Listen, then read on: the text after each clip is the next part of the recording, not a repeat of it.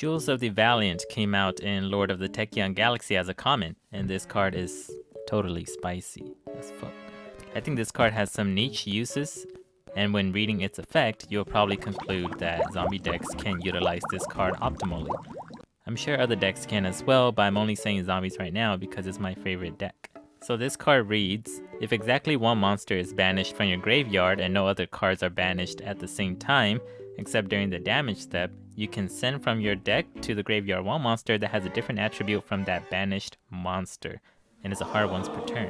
One of the best targets in the graveyard to activate Jewels of the Valiant's effect in the earlier release would be Mizuki, Destiny Hero Malicious, and Bacon Saver.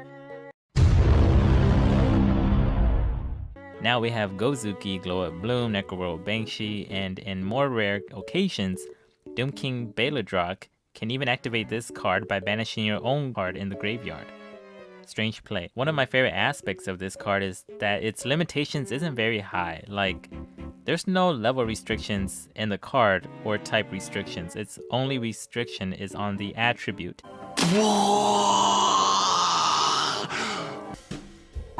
Unfortunately, you can't plus off this with monsters that require you to banish 2 monsters in the graveyard, but monsters like White and the Black Dragon, Chaos Valkyrie, Ghost Ship, and similar cards can utilize this card.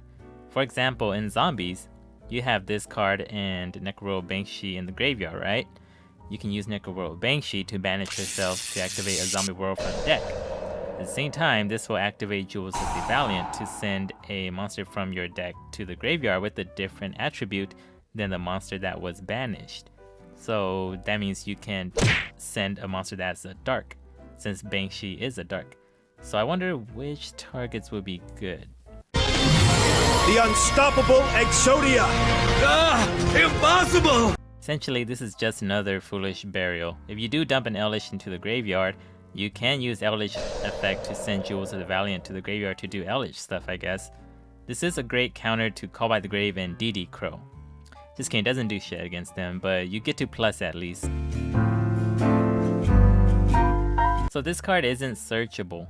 I guess you can search this with the Despair Uranus, and because it is a hard once per turn and non-searchable, deciding on how many copies to play may be a little difficult.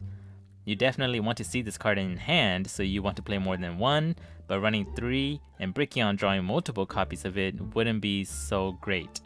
So running 2 sounds like good middle ground, but again, player preference. Even though this card has its uses, finding a slot to main deck it can always pose a question of whether it is worth it to play or not. I think most archetypes nowadays already have cards within the archetype that can quickly fill the graveyard. Maybe this card is only stronger in more broad decks like Zombie World because it's open to how you want to play the deck. But this card still has its uses. That's why I consider it spicy. So let me know in the comments below what you think of this tech and if you'll be testing it. And if so, what deck will you be testing it in? And what other monsters would be great to mix in with this card? On the Scottsville scale of spice,